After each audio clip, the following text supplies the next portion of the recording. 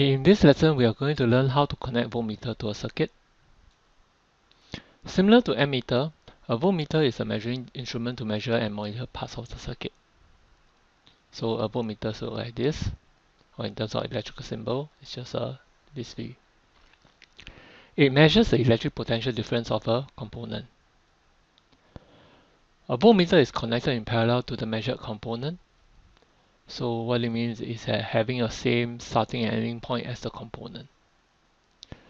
So this is the actual connection. So if you have a resistor over here, you just connect a voltmeter in parallel to it.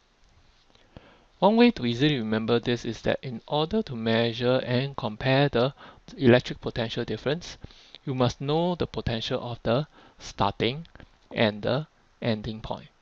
So you are comparing the difference between the start and the end, so there must be a difference. So that's what is meant by electric potential difference.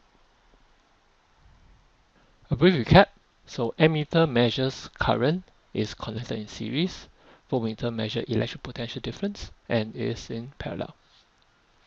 Here is a useful tip to remember when connecting up your electrical circuit. When connecting up circuit for your practical hands-on, you can always connect up your voltmeters last. It's because voltmeter is just a measuring instrument and it's not actually part of your circuit. So with or without a voltmeter, provided that you connect it correctly, your circuit should work. Here are some voltmeter connection examples. We would use components connected in series first. So as mentioned before, let's connect this circuit component in series. As mentioned before, you can connect your voltmeter last. So you can just take your wires and connect.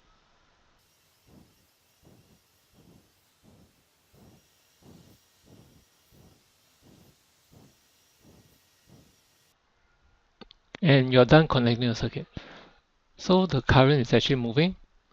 Okay, just to show you.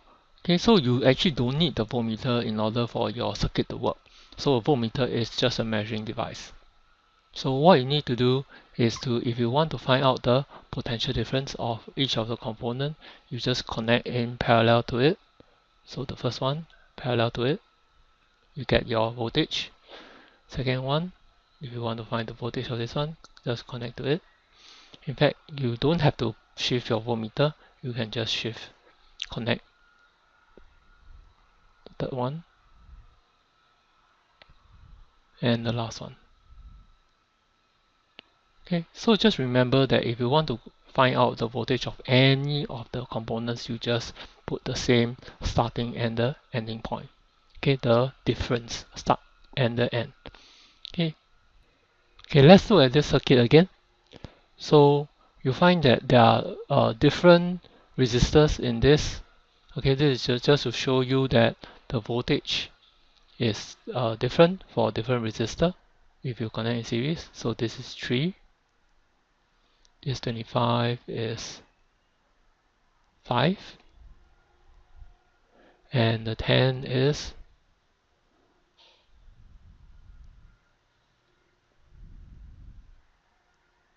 2.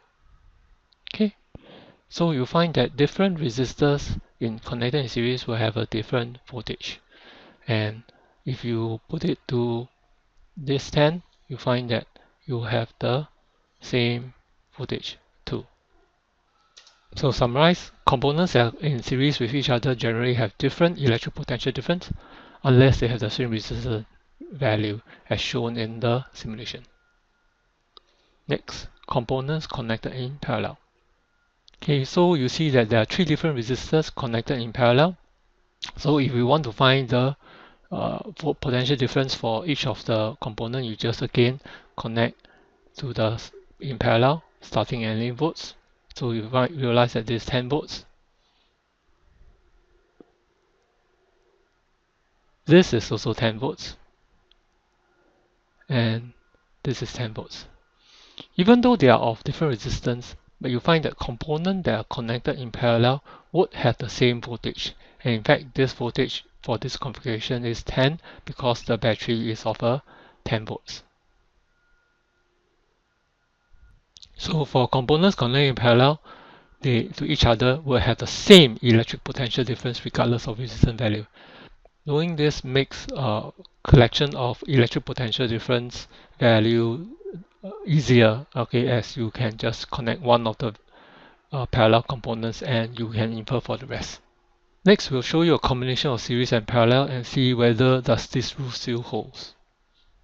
Okay, in this circuit, you find that there's a combination of parallel and in series.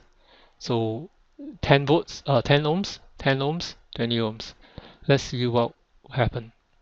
Okay, again, if you want to find, you just find out that this is 6 volts. Okay, and let's see whether is this 6 volts. Okay, you find that actually the answer is no. This is 4 volts. And this 10 ohms and 20 ohms is connected in parallel. So you expect that actually this is also 4 volts. Okay, even though this and 20 ohms and 10 ohms are different, but because they are connected in parallel, they share the same electric potential difference. Okay, so even though this is 10 resistance, but actually it is already not in exactly in series, so they have different voltage. Let's look at this one. So you have this 10 and 30 as 10, 10, 30. So what will happen is that actually this group of resistors would have the same potential difference. So you find that this is 10 volts, as it's quite similar to the battery over here. Okay, or even if you connect over here at the end of it, 10 volts. This one is 10 volts. Again, you find that even though they have different resistance, 10, 30 is 10, 10, 30, but since these two big are connected in parallel, they all have the same potential difference. Okay, but individually, you find that this one is 2 volts. This, of course, would be 2 volts. And this one would be 6 volts. Okay, because these are two are the same, but this is different. But again, you'll find that this one will it be 2 volts? Let's find out. You realize that this one is 2.5 and this 30 volts will be 7.5.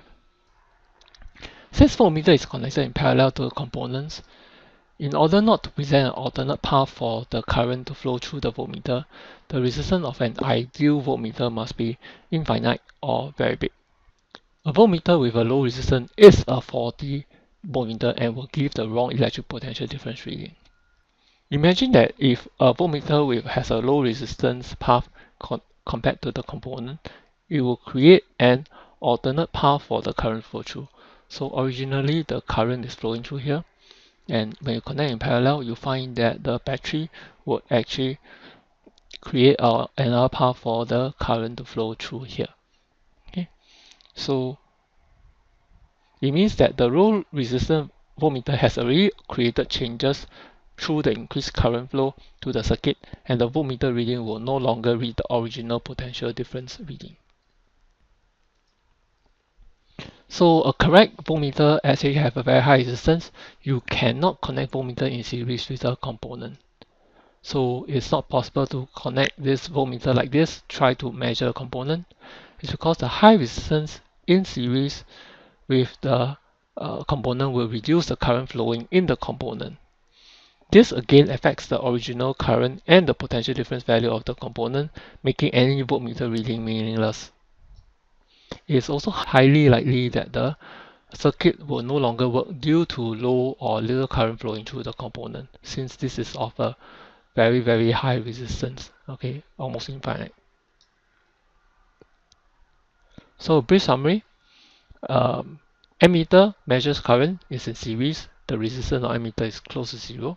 Voltmeter is the opposite. Voltmeter measures electric potential difference, is in parallel to component, and the resistance is extremely large.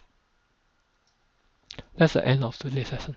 Please subscribe and support my channel. For my other physics video lesson arranged according to topics, please visit my blog at boringphysicsteacherswordpress.com. You can subscribe to my channel to be informed when I upload.